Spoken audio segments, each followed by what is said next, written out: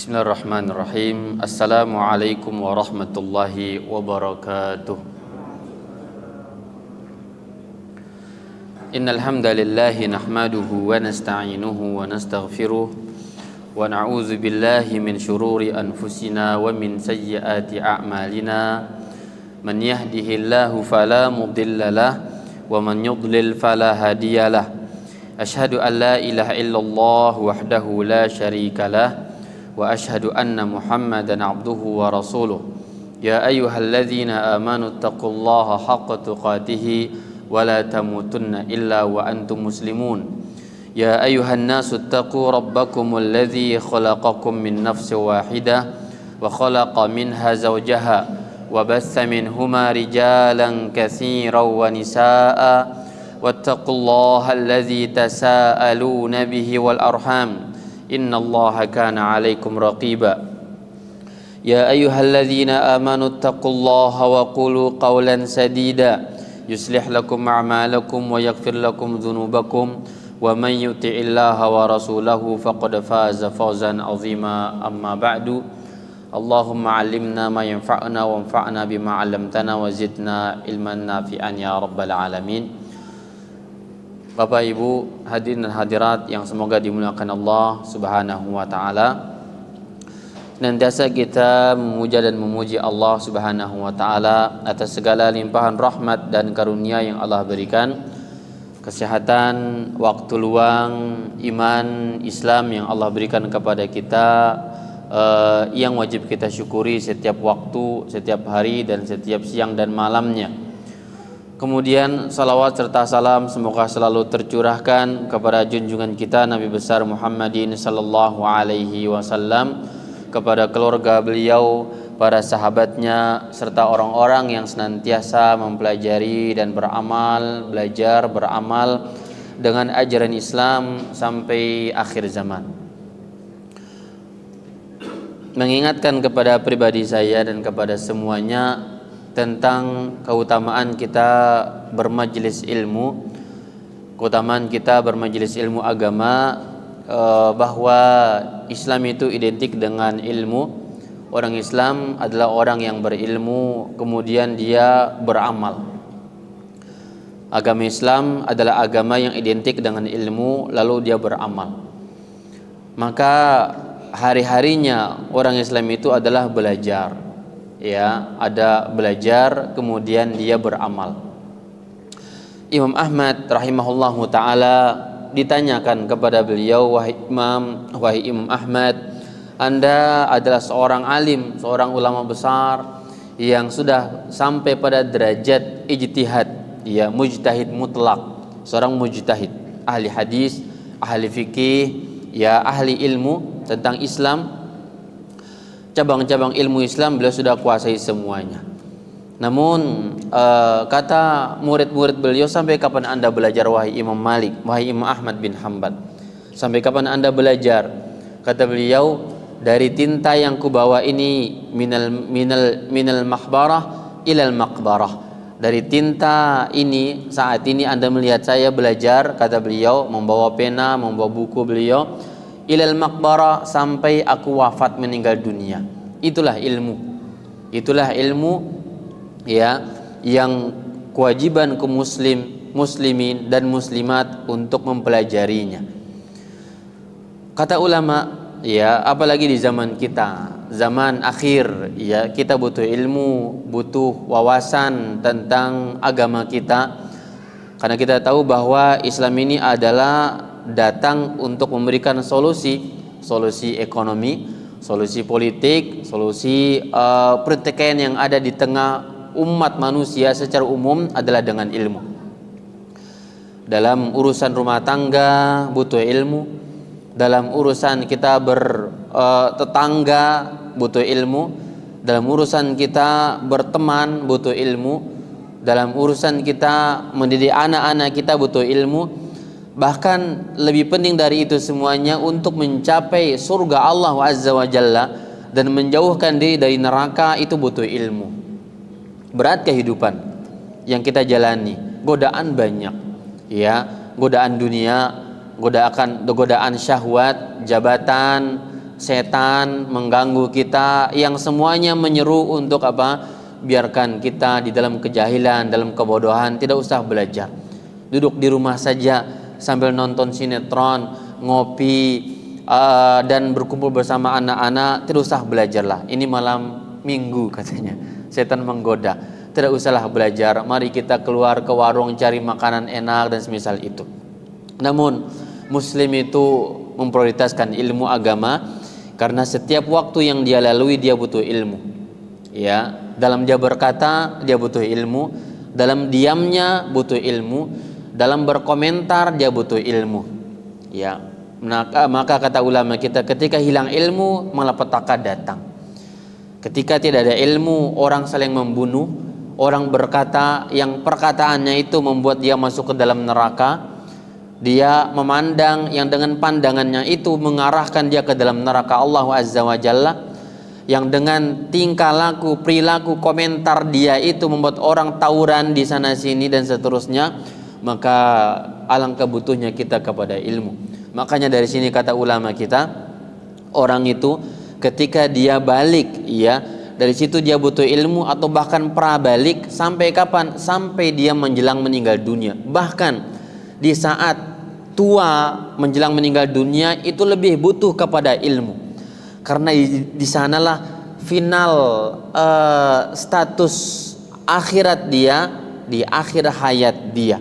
Nabi mengatakan al-umuru bi khawatimiha. Segala perkara itu bergantung ujungnya. Ya, bergantung ujungnya. Bagaimana masa tua orang tersebut? Bagaimana menjelang dia tutup usia? Apakah dia mampu bersyahadat atau tidak? Apakah dia mampu istiqamah atau tidak? Nabi mengatakan, kata beliau, inna ahadakum la ya'malu bi amali ahlil jannah hatta ma yakunu bainahu wa bainaha illa zira' fasbiqu alaihi alkitab fayamalu bi amali ahlin nar fayadkhuluha.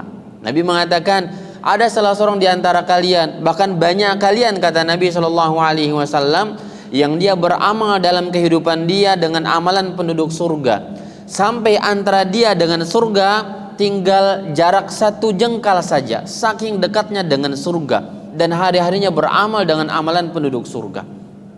Kata Rasulullah, fayasbiqu alaihi alkitab, ternyata takdir Allah mendahului orang tersebut. Lalu ternyata Allah takdirkan dia pun beramal dengan amalan penduduk neraka, meninggal dunia, masuklah dia ke dalam neraka.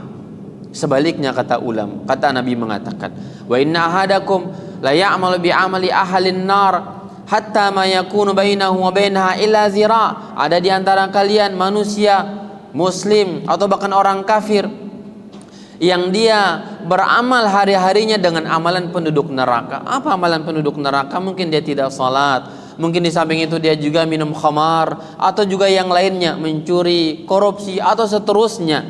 Apa kata Rasulullah? Fayasbiqu alaihi alkitab, takdir Allah pun mendahului orang tersebut, faya'malu bi amali ahlil jannah fadkhuluha. Lalu dia di akhir hayatnya beramal dengan amalan penduduk surga dan meninggal dunia, maka dia pun masuk ke dalam surga Allah Azza wa Jalla.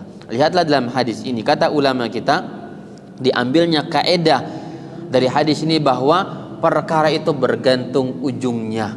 Bergantung ujungnya berarti kita harus menjaga kehidupan kita. Kita harus menjaga kehidupan kita. Semakin kita tua, semakin banyak belajar. Ya, semakin tua bukan semakin berpangku tangan dari majelis ilmu. Mungkin gelar sudah tinggi, doktor, profesor, bahkan kalaupun ada gelar lagi, orang itu layak diberikan gelar. Namun tidak berhenti sampai di situ. Islam itu tidak mengenal pensiun dalam ilmu, terus belajar. Terus belajar. Bahkan Rasulullah menjelang wafatnya, Jibril turun mengulang Al-Quran dengan Rasulullah Sallallahu Alaihi Wasallam. Begitulah kita.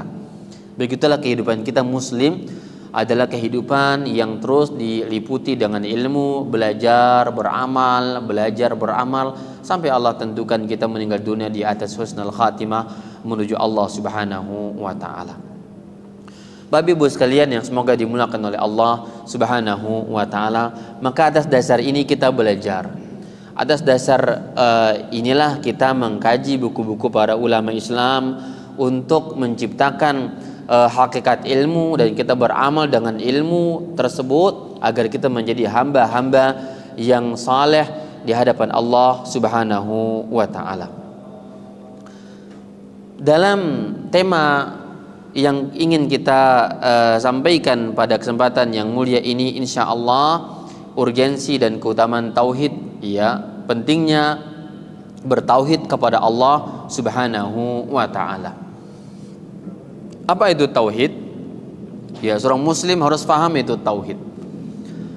Tauhid itu berasal dari bahasa Arab, ya, wahada yuwahidu tauhidan, yang berarti mengesahkan Allah Subhanahu wa taala di dalam beribadah kepada Allah Azza wa Jalla. Itulah tauhid.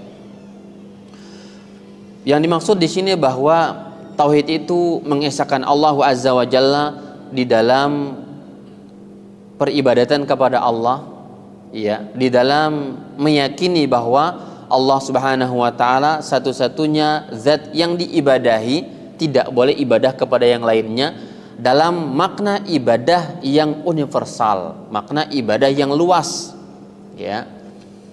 Kemudian mengesahkan Allah Azza wa Jalla dalam nama-nama dan sifat Allah Subhanahu wa taala, dan juga mengesahkan Allah Subhanahu wa taala di dalam rububiyah Allah Azza wa Jalla, bahwa Allah yang memberikan rezeki, satu-satunya zat yang memberikan rezeki, bahwa Allah Azza wa Jalla yang menciptakan kita, yang mematikan kita, yang mentakdirkan kehidupan kita, yang menata kehidupan alam semesta ini, ya.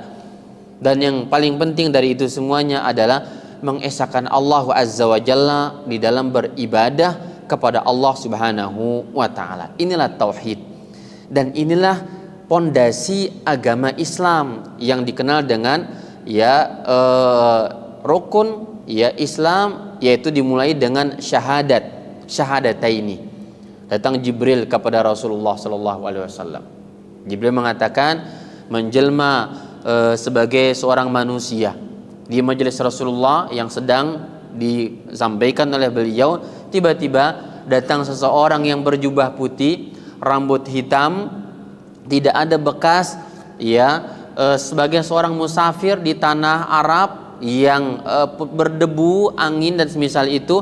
Tiba-tiba dia duduk di depan Rasulullah yang menempelkan lutut dengan lutut Nabi Shallallahu Alaihi Wasallam. Lalu dia bertanya, ya Muhammad, akhbirni anil Islam, wahai Muhammad, ajarkan aku tentang Islam. Maka Nabi mengatakan, al Islamu an tashhada an la ilaha illallah. Islam itu engkau bersaksi bahwa tidak ada ilah yang hak diibadahi kecuali Allah Subhanahu wa taala, wa anna Muhammadan abduhu wa rasuluh, bahwa Muhammad hamba dan utusan Allah Azza wa Jalla, dan belum menyebutkan rukun-rukun yang berikutnya. Inilah yang namanya tauhid, mengesahkan Allah di dalam beribadah kepada Allah Azza wa Jalla. Tidak ada sekutu bagi Allah Azza wa Jalla. Dalam dia meminta hanya kepada Allah, dalam dia sujud hanya kepada Allah, bertawakal hanya kepada Allah, dalam menyembelih hanya kepada Allah, di dalam minta kekayaan hanya kepada Allah, di dalam meminta keberkahan hanya kepada Allah Azza wa Jalla, keselamatan, perlindungan, menyandarkan kehidupan ini hanya kepada Allah Azza wa Jalla, bukan kepada kepintarannya, bukan pula kepada ahli di bidangnya, bukan pula kepada manusia, atau bahkan kepada jin dan setan. Tidak dibolehkan itu. Bahkan kepada penghuni kuburan, kepada penghuni lautan, kepada penghuni gunung-gunung, ya, sungai-sungai, kayu-kayu yang dikeramatkan, tidak dibolehkan itu. Inilah ajaran tauhid namanya. Di zaman itu Rasulullah diutus oleh Allah di tengah bangsa Arab yang rusak akidah mereka. Sebagian mereka menyembah bintang, sebagian mereka menyembah patung, sebagian menyembah batu, sebagian mereka menyembah kayu-kayu yang dikeramatkan, menyembah hewan-hewan, menyembah binatang-binatang, meyakini baik dan buruk dengan suara burung elang, suara burung hantu, meyakini baik buruk. Jika dia bertemu dengan orang buta, ini keburukan kata mereka. Jika menabrak kucing, menurut mereka ini kesialan, batalkan safarnya, tidak boleh. Jika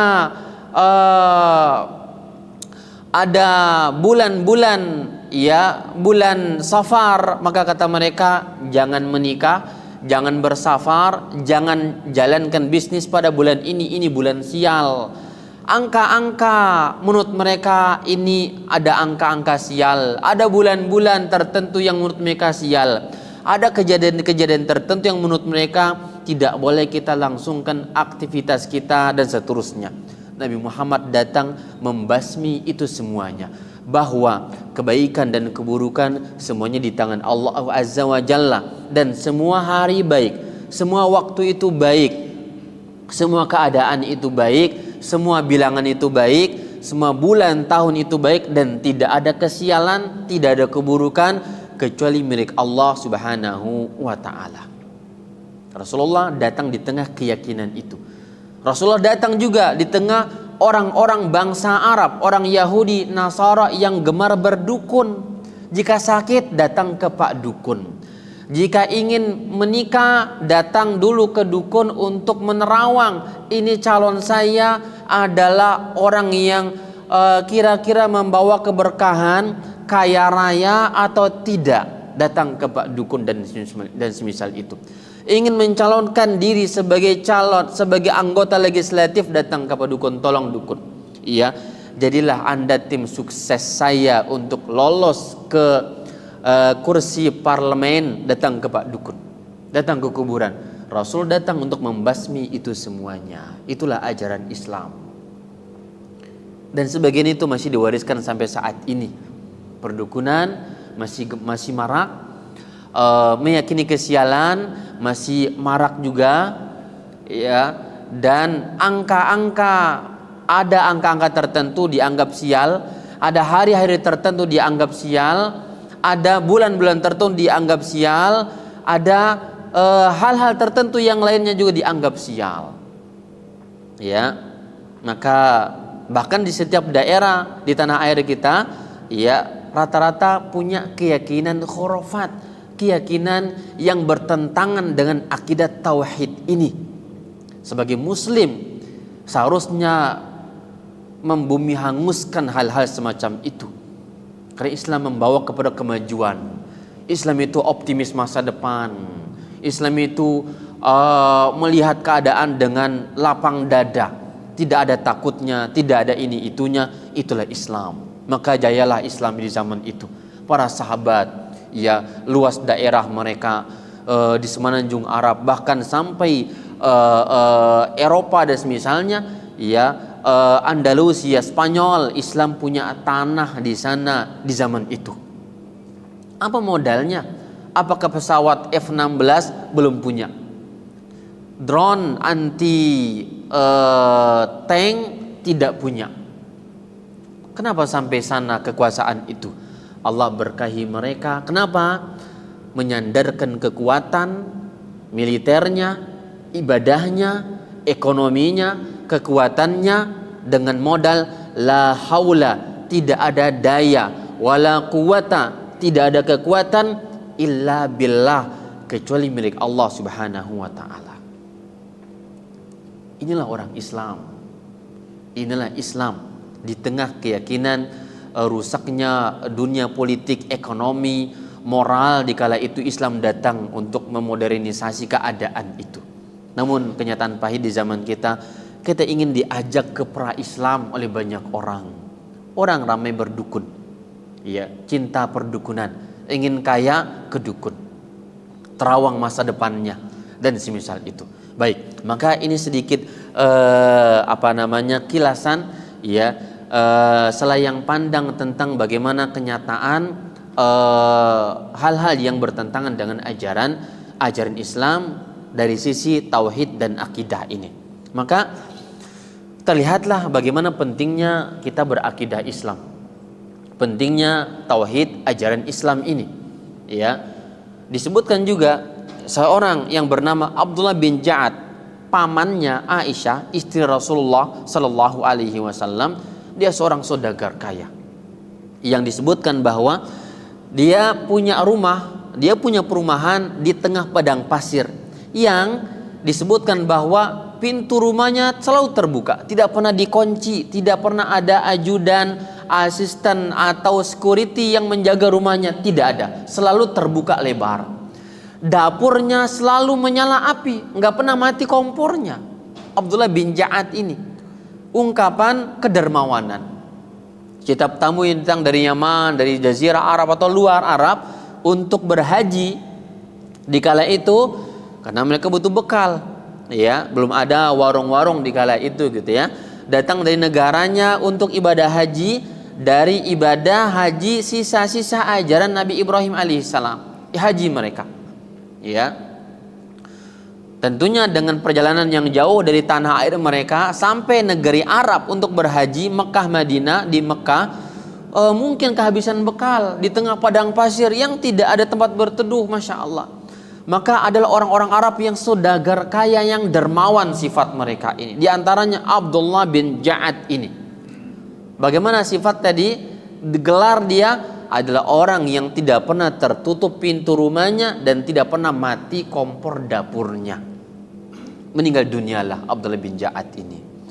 Aisyah sedih, ya, melihat mendengar pamannya meninggal dunia. Maka Aisyah pun bertanya, ya Rasulullah, bagaimana kira-kira akhirat paman saya Abdullah bin Ja'ad ya Rasulullah? Maka Nabi mengatakan, dia di neraka. Nabi mengatakan apa? Dia di neraka. Ya Rasulullah, dia orang yang dermawan wahai Rasulullah. Dia orang yang suka membantu. Dia orang yang lapang dalam memberikan bantuan kepada manusia. Kata Rasulullah, iya betul. Tapi dia tidak pernah mengakui tauhid dan minta ampun dan mengakui Allah sebagai Tuhan satu-satunya. Dia punya berhala, dia sembah ini, dia sembah itu. Namun ya, dia tidak menyembah Allah satu-satunya Tuhan yang diibadahi. Dia banyak Tuhan yang dia sembah, Tuhan ini, Tuhan itu. Namun dia punya kebaikan, dia punya Masya Allah kebaikan yang luar biasa, ya, dermawan. Namun ternyata dengan segudang kebaikan itu, musim haji terus, umroh terus ada, dan selama itu pula dia berbuat kebaikan untuk tamu-tamu Allah di Ka'bah dan semisalnya. Ternyata kebaikan itu tidak bisa menyelamatkan dia dari neraka Allah Subhanahu wa taala. Paman Nabi Abu Talib, ya, siapa yang tidak mengenal paman Nabi yang membela, mendampingi Nabi di dalam berdakwah.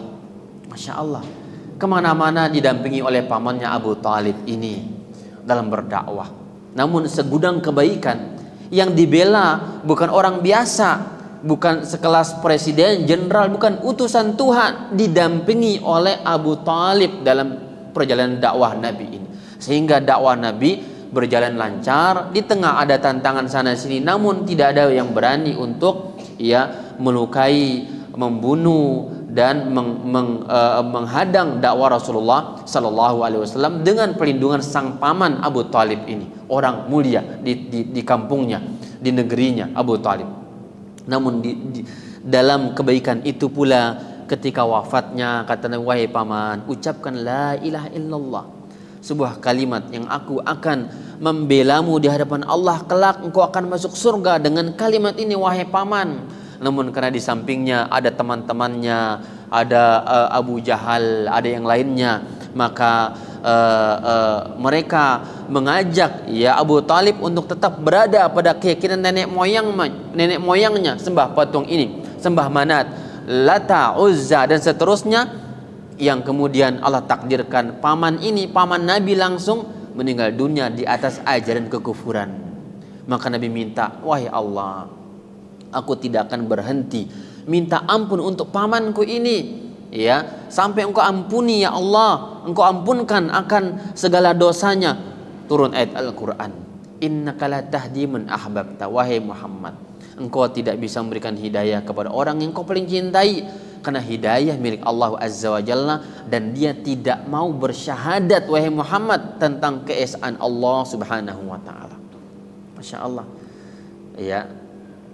Dan di zaman itu pula orang-orang Arab jangan kira enggak menyembah Allah. Mereka menyembah Allah. Mereka tahu Allah memberi rezeki, Allah menciptakan, Allah mematikan. Namun di samping itu mereka juga punya Tuhan-Tuhan yang lainnya. Mereka punya Tuhan, ya, yang mereka buat sendiri, yang menurut mereka berjasa kepada tanah air mereka. Dulu orang-orang soleh di kalangan mereka dibuatnya patung Lata, Uzza. Lata adalah nama seorang yang suka memberikan kopi atau gandum kepada para tamu Allah yang bertawaf di Ka'bah itu. Ya, namun mereka ingin kenang, dibuatlah monumennya, dibuatlah patungnya yang kemudian mereka sembah. Ya, sembah Allah juga sembah patung. Sembah patung tujuannya agar mengingat Allah. Orang-orang soleh dibuat patungnya agar apa? Mengingatkan mereka kepada Allah Subhanahu wa ta'ala. Ternyata dalam Islam ini namanya perbuatan syirik. Ini namanya perbuatan syirik. Makanya kalau kita kaji terus Al-Quran tentang apa komentar orang-orang Quraisy ini yang dikafirkan oleh Allah, dan dia kerabat Nabi sendiri, orang-orang Quraisy, ya kan? Ketika ditanyakan kepada mereka, man khalaqas samawati wal arda wa ma bainahuma, siapa yang menciptakan langit dan bumi dan apa yang ada dalam keduanya, dan siapa yang memberikan kalian rezeki dari langit dan bumi? Mereka mengatakan Allah yang memberikan kami rezeki. Lalu Allah mengatakan, lalu kenapa kalian beribadah kepada patung-patung yang ada? Ya, itu namanya syirik. Apa itu syirik? Ya, beribadah kepada Allah juga ibadah kepada selain Allah. Itu hakikat syirik. Jadi bukan orang menolak Allah, bukan. Murni ibadah kepada patung, bukan. Syirik itu ibadah kepada Allah. Salat, iya. Haji, iya. Umroh, iya. Pulang dari umroh ke dukun, itu namanya syirik dalam Islam. Maka dengan kondisi itu Abu Thalib enggak selamat, Abdullah bin Ja'ad enggak selamat, ya, dan paman-paman Nabi yang lainnya juga yang berjasa kepada sukunya, bangsanya, yang membela mereka, juga orang-orang yang dermawan kepada mereka, enggak selamat dengan satu kalimat yang mereka enggak mengucapkan dan enggak mengimani semasa hidupnya, yaitu kalimatul la ilaha illallah. Dan berikut konsekuensinya, mereka tidak mengamalkan itu, maka mereka pun tidak ada jaminan untuk selamat dari azab Allah dan dari kekufuran dan kekalnya mereka di dalam neraka Allah Azza wa Jalla. Maka ulama kita membahas agar kita lebih mantap kepada akidah tauhid ini, harus difahami dengan baik, harus dikaji dengan benar, ya. Maka fahami urgensi dan manfaat kita bertauhid kepada Allah Subhanahu wa ta'ala. Yang pertama, kata ulama Islam, bahwa tauhid ini, kata mereka, at-tauhidu min ajlihi khalaqallahul khalqa. Ya, pertama adalah dengan tujuan tauhid inilah Allah menciptakan semua makhluknya, dengan tujuan tauhid agar mereka mengesahkan Allah Azza wa Jalla di dalam kehidupan mereka. Maka Allah ciptakan makhluk semuanya untuk tujuan itu. Atau bahasa lainnya adalah tauhid adalah tujuan, ya, Allah menciptakan manusia, makhluk di muka bumi, ya, untuk bertauhid kepada Allah Azza wa Jalla. Mana dalilnya? Al-Quran surah Az-Zariyat 56, Allah mengatakan, wa ma khalaqtul jinna wal insa illa liya'budun. Tidaklah aku ciptakan jin dan manusia melainkan untuk mentauhidkan. Ibadah, kata ulama Islam, Abdullah bin Abbas mengatakan, kata ibadah jika datang di dalam bahasa Al-Quran maka maksudnya at-tauhid. Ibadah jika datang dalam Al-Quran maka maksudnya adalah at-tauhid, ya. Wa ma khalaqtul jinna wal insa illa liya'budun, agar beribadah, kata ulama, liwahidun, agar mentauhidkan Allah Subhanahu wa ta'ala. Ini tujuannya. Tidak ada penciptaan kecuali tujuannya agar kita mentauhidkan Allah Subhanahu wa ta'ala di muka bumi, ya. Inilah ahamiyah, ya, pentingnya bertauhid kepada Allah Subhanahu wa ta'ala. Kita memahami tujuan kita diciptakan untuk tauhid, ya. Diciptakan manusia untuk tauhid ini, mengesahkan Allah, mensatukan Allah di dalam peribadatan secara total. Tidak boleh ada yang lainnya di dalam ibadah kepada Allah Azza wa Jalla. Jin dan manusia lagi diciptakan untuk bertauhid kepada Allah ya Azza wa Jalla. Diciptakannya untuk bertauhid, bukan untuk menduakan Allah, bukan untuk menyembah yang lainnya dan seterusnya. Berarti agung, begitu mulianya syahadat kita, begitu mulianya ajaran syahadat tauhid itu sangat mulia, karena dia tujuan diciptakan manusia oleh Allah Azza wa Jalla ya. Maka diciptakannya manusia bukan untuk berleha-leha di dunia, bukan pula untuk menikmati dunia ini tanpa tujuan, tidak. Allah menciptakan manusia untuk sebuah tujuan, bukan sia-sia ya, bukan sesuatu yang sia-sia, sehingga banyak orang melalaikan kehidupan ini ya. Mereka berpoya-poya, santai, habiskan masa muda dan seterusnya, kata mereka, nanti tualah kita bertaubat dan seterusnya ya. Ini bahasa orang-orang saat ini ya. Ketahuilah bahwa hal itu tidaklah benar. Hendaklah dia bertauhid kepada Allah sejak dia lahir, sejak dia balik, hendaklah bertauhid kepada Allah Azza wa Jalla ya. Datang seseorang anak SMA bertanya kepada saya, Pak Ustadz ya, atau pamannya datang kepada saya dan mengatakan, Pak Ustadz, keponakan saya SMA saat ini dia sudah ngerti tentang jampi-jampi perdukunan ya, yang dipakai untuk tawuran. Lihat, zaman now, ternyata zaman modern yang kita klaim kita zaman modern, kata kita, bukan lagi zaman onta. Masya Allah, baik-baik zaman onta. Ternyata perilaku kita, akidah kita ya persis sama dengan pra-Islam. Meyakini yang kebal, meyakini bisa menghilang, bisa memelihara tuyul dan semisal itu. Masya Allah, itu ajaran pra-Islam, ketinggalan banget itu. Islam datang untuk meninggalkan semua ajaran setan-setan semacam itu. Ada saat ini, dan betapa banyaknya itu. Iya, banyak sekali orang yang bermain sihir, bermain dukun, ya, anak-anak kecil, masya Allah sudah diajarkan itu, ya, minta sesajen, minta amalan katanya. Ternyata maksudnya amalan itu apa? Amalan yang rusak, ya, dan seterusnya itu. Jadi tujuan diciptakannya untuk ibadah kepada Allah, minta kepada Allah, minta rezeki, minta kaya hanya kepada Allah Azza wa Jalla. Baik, yang berikutnya kata ulama Islam bahwa tauhid ini ya dia adalah awwalu ma nad'un nasa ilaihi, yaitu perkara yang pertama kali diseru oleh para rasul adalah tauhid kepada Allah Azza wa Jalla. Ajaran tauhid yang pertama kali turun itu bukan sholat, bukan zakat, bukan ibadah-ibadah yang lainnya, namun iman, masalah iman kepada Allah, masalah tauhid kepada Allah Azza wa Jalla. Makanya dikenal di dalam proses turunnya ayat Al-Quran ada makkiyah, ada madaniyah. Apa itu makkiyah? Ayat-ayat yang turun sebelum hijrah di Mekah. Nabi masih membina iman orang-orang Mekah yang identik dengan kekufuran kepada Allah. Maka ayat-ayat pertama turun yaitu tentang apa? Qul huwallahu ahad. Ya, ini ayat-ayat makkiyah yang awal-awal turun di kota Mekah di kala itu sebelum Nabi hijrah. Tentang apa? Tentang penetapan keesaan Allah Azza wa Jalla. Di mana di zaman itu ya orang-orang Quraisy, kufar Quraisy menawarkan Nabi negosiasi kepada beliau, wahai Muhammad, bagaimana tentang Rob kamu, kata mereka, sif lana ilahaka, ya, tolong jelaskan bagaimana Rob kamu wahai Muhammad, ya, kamu mencela Rob kami, Tuhan-Tuhan kami, lalu bagaimana Rob kamu? Turunlah ayat Al-Quran, Qul huwallahu ahad, katakan Muhammad, Tuhan itu satu, Allah Maha Esa, ya, Allah Maha Esa, tidak ada sekutu bagi Allah. Lam yalid wa lam yulad, ya, tidak beranak, tidak pula diperanakkan. Itulah Allah Azza wa Jalla, ya. Allahus Samad, yang dibutuhkan oleh semua makhluknya.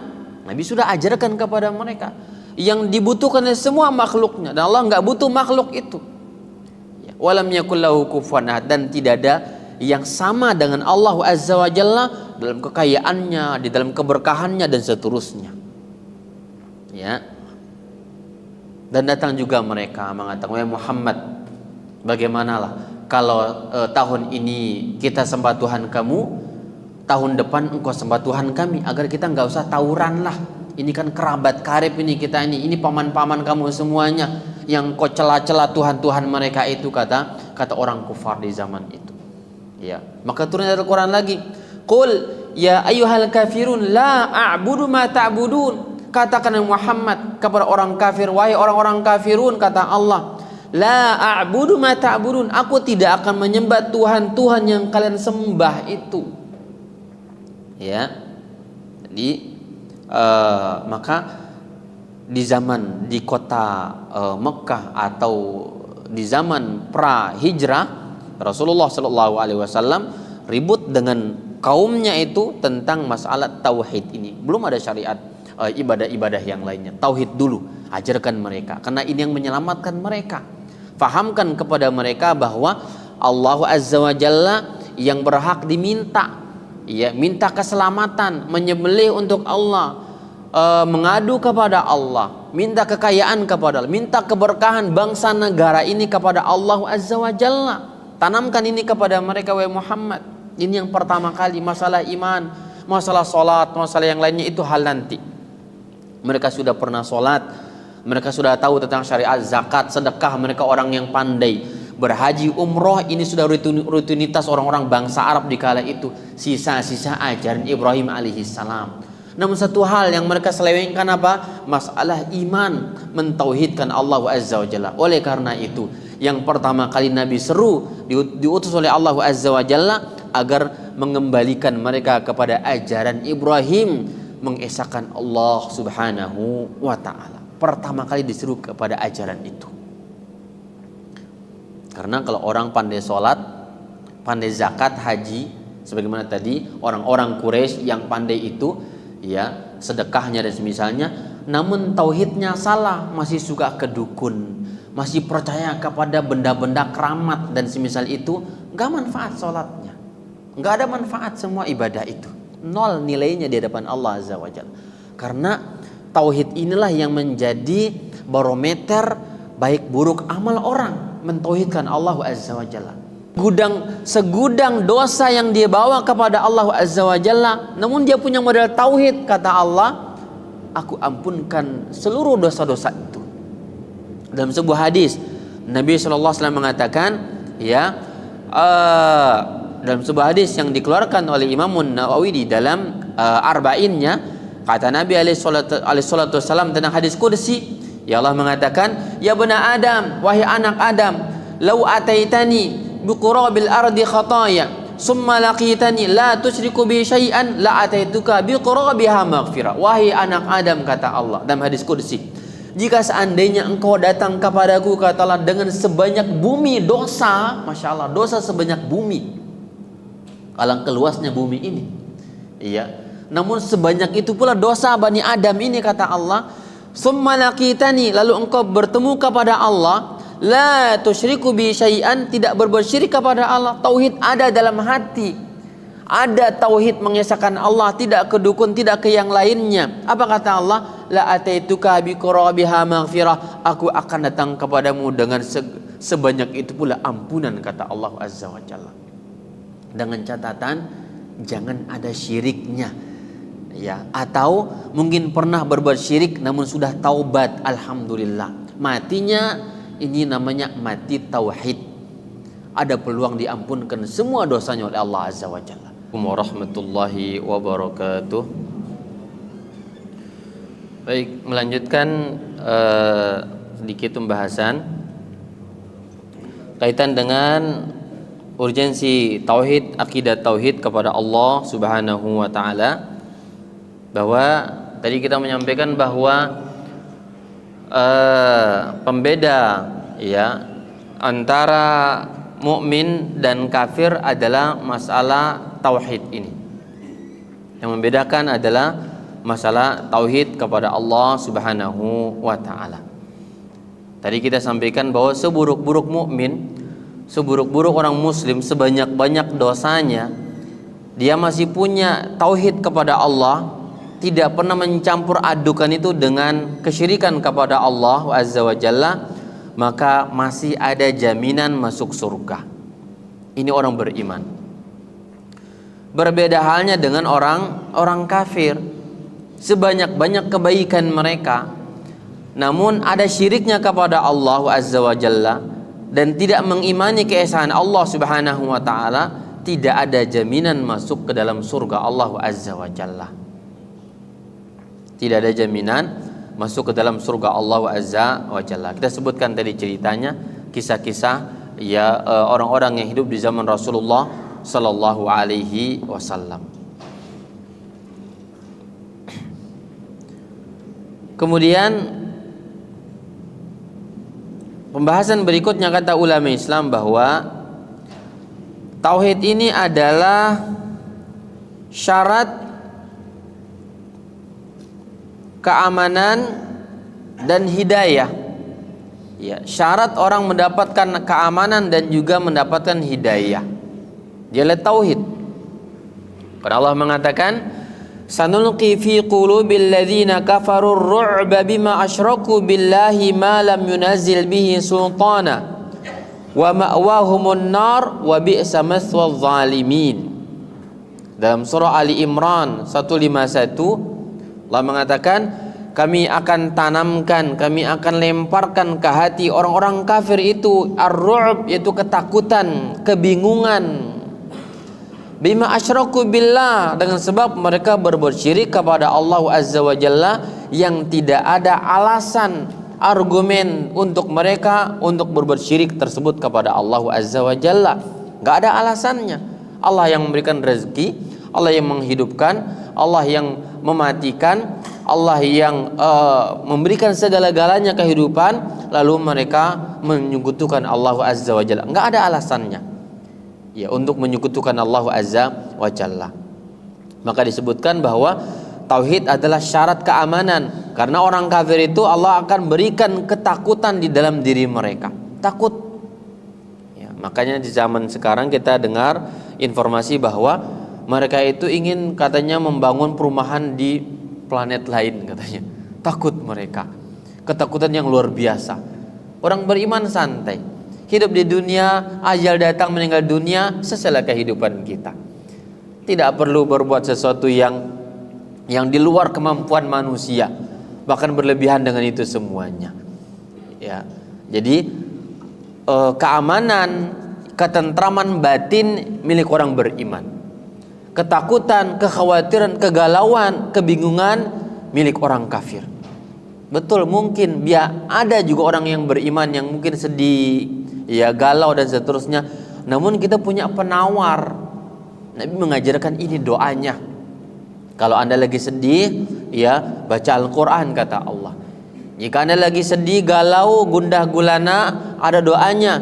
Allahumma inni a'udzubika minal hammi wal hazani. Ya Allah, aku berlindung kepadamu dari kebingungan, dari kesedihan. Ada, Allah usir kesedihan tersebut dengan apa? Modal doa kepada Allah Azza wa Jalla. Kemiskinan enggak menghantui kita. Nabi dan para sahabat yang meninggal dunia, bahkan sebagian mereka, kebanyakan mereka atau sebagian mereka, ada di antara mereka meninggal dunia bawa hutang piutang, bawa hutang. Biasa hidup mereka. Iya, tidak membuat mereka harus membunuh orang untuk mencari duit, membegal, merampok, korupsi, tidak. Kerja yang halal, dapat rezeki, makan yang halal, bayar hutang, ya. Qadarullah meninggal dunia belum lunas hutangnya, ada ahli waris yang melunasi hutang tersebut. Santai. Tidak ada yang membuat mereka bingung dan takut dan semisal itu. Makanya banyaknya orang-orang yang stres, gila, itu orang-orang yang tidak beriman kepada Allah Azza wa Jalla. Ya, karena orang beriman itu tenang hatinya. Dia punya Tuhan, apa yang diinginkan Allah memberikan solusi. Ya, dalam kehidupan mereka. Dia bisa berbahagia di tengah kemiskinan, ini orang beriman. Masih bisa tersenyum di tengah kesempitan harta, orang beriman.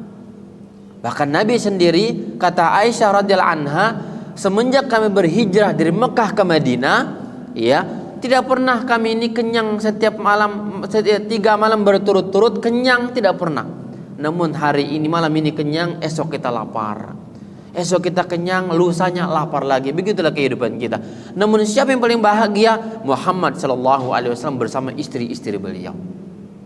Orang kafir tidak. Sekarang produksi mobil, kendaraan yang terbaru lagi. Untuk apa? Untuk menarik perhatian konsumen. Tahun depan produksi lagi yang beda agar tidak membosankan para konsumennya. Terus bersaing dalam dunia itu semuanya. Takut kehilangan pembeli dan semisal itu. Mukmin biasa, muslim biasa. Ada dimakan, cukup dengan yang sederhana, bersyukur kepada Allah, kenyang. Itulah kebahagiaan. Karena kebahagiaan itu di hati, bukan di tangan, nanti di harta benda kita. Baik, maka orang kafir itu tidak ada rasa amannya. Ya, tidak merasa aman mereka itu. Orang beriman mereka aman. Karena keamanan itu datang dari Allah Subhanahu wa taala. Baik. Berikutnya tentang urgensi ya tauhid kepada Allah Azza wa Jalla. Dia adalah perintah yang paling utama ya, dan lawannya awal manhiat yaitu kesyirikan kepada Allah. Larangan yang paling pertama dilarang dalam Islam. Perintah yang paling wajib tauhid. Larangan yang paling haram syirik kepada Allah Azza wa Jalla. Ya. Nabi mengatakan ketika ditanya, ya, wahai Rasulullah sallallahu alaihi wasallam, ditanyakan kepada beliau, atau turun ayat Al-Quranul Karim, Allah mengatakan, qul ta'alau atlu ma harrama rabbukum alaikum alla tusyriku bihi syai'an. Nabi mengatakan kepada orang-orang kufar Quraisy atau ahli kitab, kemarilah kalian, katakan Muhammad, kemarilah kalian, aku akan bacakan kepada kalian yang paling diharamkan Allah Subhanahu wa taala, yaitu agar jangan kalian berbuat syirik kepada Allah Azza wa Jalla. Ini ya larangan yang paling terlarang dalam Islam, syirik kepada Allah. Sebaliknya, perintah yang paling wajib diperintahkan adalah bertauhid kepada Allah Subhanahu wa taala. Jadi karena dia adalah kewajiban inti pokok dasar ya, sebagaimana lawannya yaitu syirik kepada Allah, larangan yang paling besar ya, semoga ada dari lembaga negara kita yang mengurusi urusan syirik kepada Allah Azza wa Jalla, adalah Komisi Anti Syirik kepada Allah. Karena sudah ada di negara-negara lain itu kayak komisi KPK, Komisi Pemberantas Kesyirikan. Tuh, aman negara ini, tentram bangsa negara, kaya, berkah kekayaannya, hujannya ya menumbuhkan tanaman, tidak membawa batu, ya,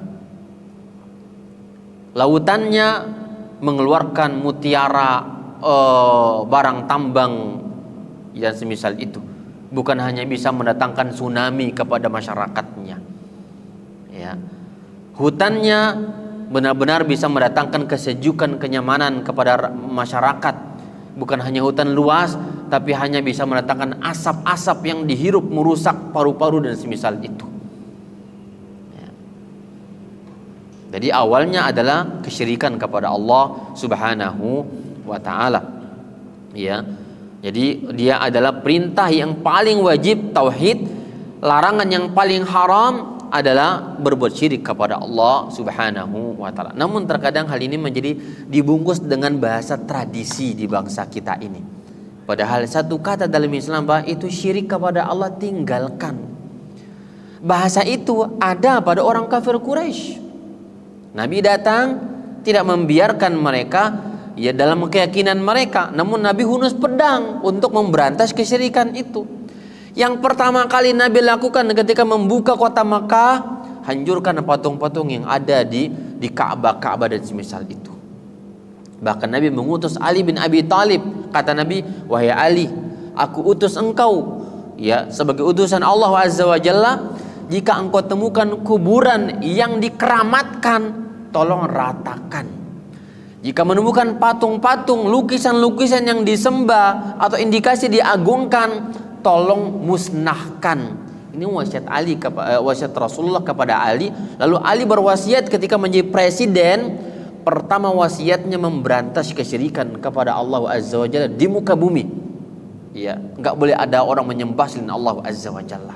Kemudian itu ayatnya tadi ya, Nabi mengatakan, "Qul," katakan kepada mereka Muhammad, "Ta'alau, kamarilah kalian, atlu ma harrama rabbukum alaikum." Aku akan bacakan, diktikan kepada kalian yang diharamkan Allah Azza wa Jalla. Yang pertama, alla tusyriku bihi syai'an, jangan berbuat syirik kepada Allah dalam peribadatan kepada Allah Azza wa Jalla. Yang berikutnya, bahwa tauhid syaratun fi qabulil a'mal. Tauhid ini adalah syarat diterimanya amal ibadah kepada Allah Azza wa Jalla.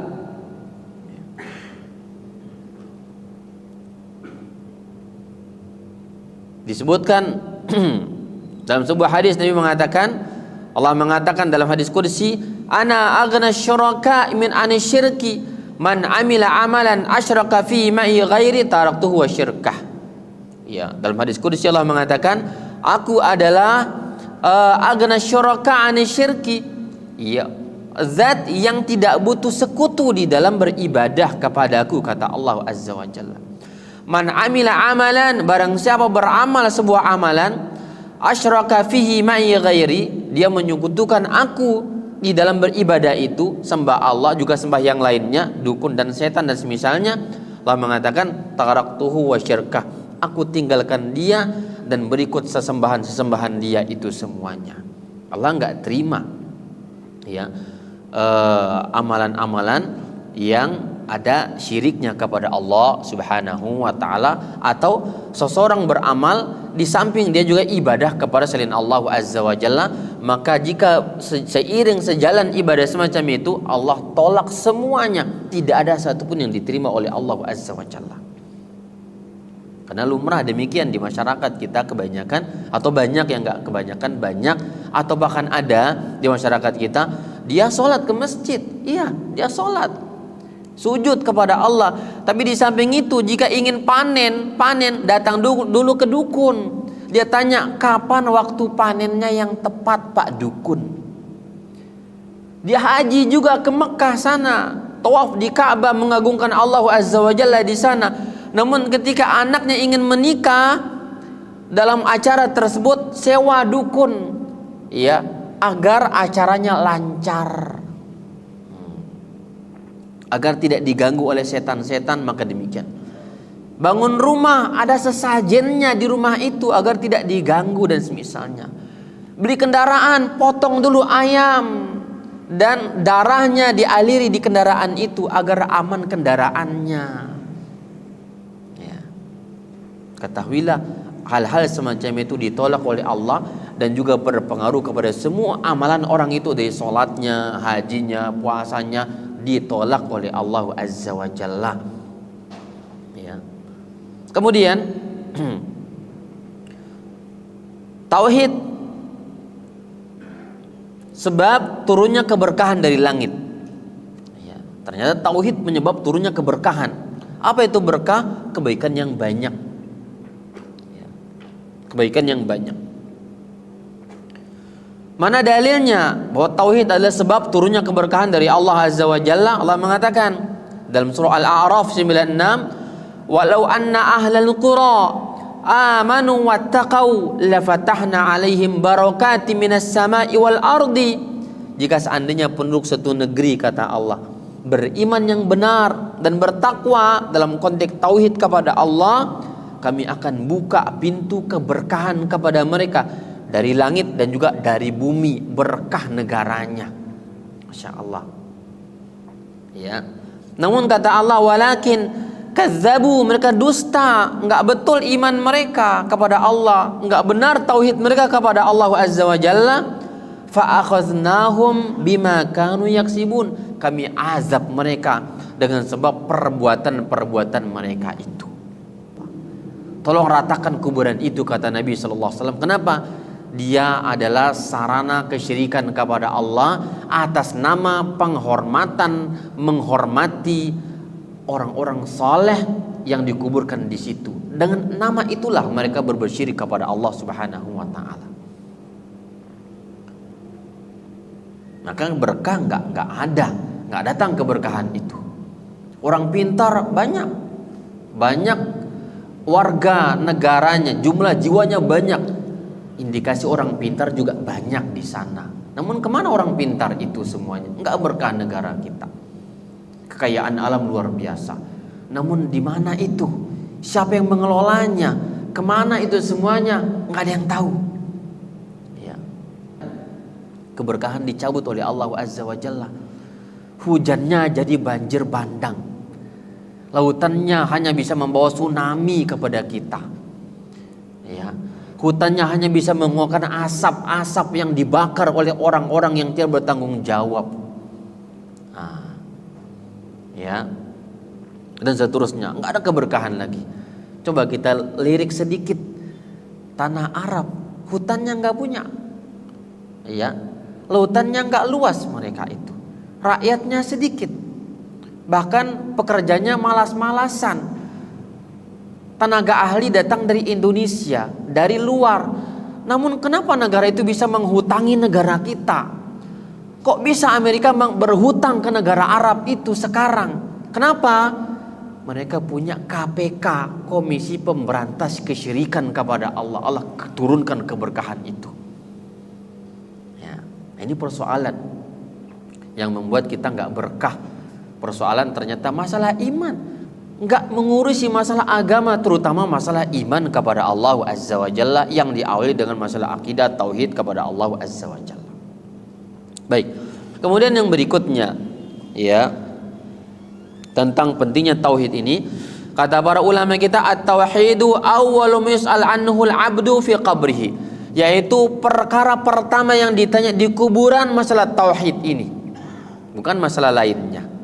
Masalah tauhid ya kepada Allah Azza wa Jalla. Allah berfirman, "Yutsabbitullahu alladhina amanu bil qawli tsabiti fil hayatid dunya wa fil akhirah." Di dalam Al-Qur'an surah Ibrahim ayat 27 yang mengatakan bahwa Allah kuatkan orang-orang yang beriman dengan jawaban yang kokoh, ya, di dalam kehidupan dunianya menjelang wafatnya, dan juga fil akhirah, dimulai akhirat itu dengan alam kubur dan semisal itu. Apa maksudnya qaul sabit di sini? Kata ulama, dia mampu menjawab 3 pertanyaan malaikat mungkar nakir di alam kubur. Apa pertanyaannya? Man rabbuka? Siapa Rabb kamu? Wa ma dinuka? Apa agama kamu? Iya. Wa man nabiyuka? Siapa nabimu? Yang bisa jawab 3 pertanyaan itu yang tauhid kepada Allah bagus. Yang pernah menyekutukan Allah dengan dukun, setan dan semisalnya nggak bisa jawab. Sampai dia meninggal dunia dan taubat kepada Allah Azza wa Jalla sebelum meninggal dunia, maka dia akan bisa menjawab pertanyaan ini. Sederhana pertanyaannya, 3 soal.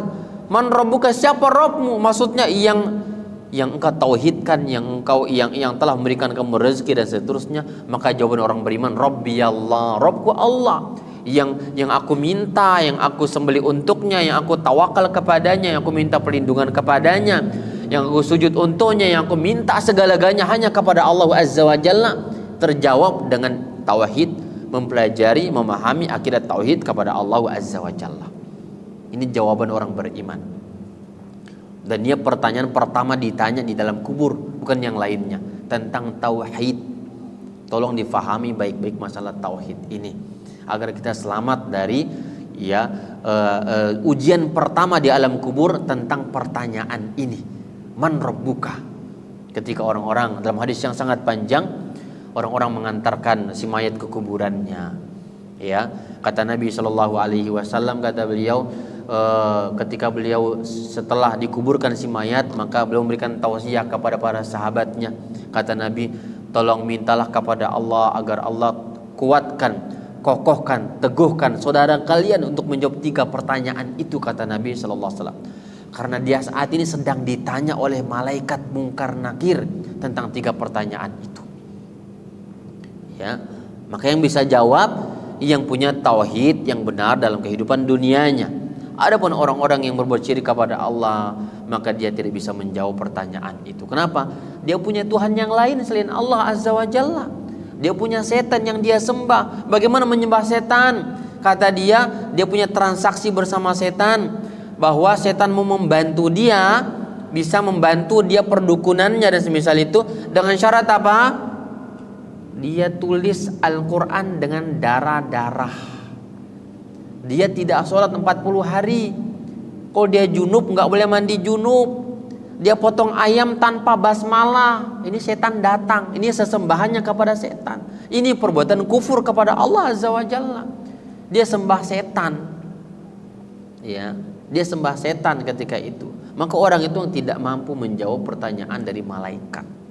Dia punya Tuhan yang lain, bukan hanya Allah Azza wa Jalla. Baik, yang berikutnya keutamaan tauhid ini syaratun fi syafa'ah, syarat untuk bisa mendapatkan syafaat.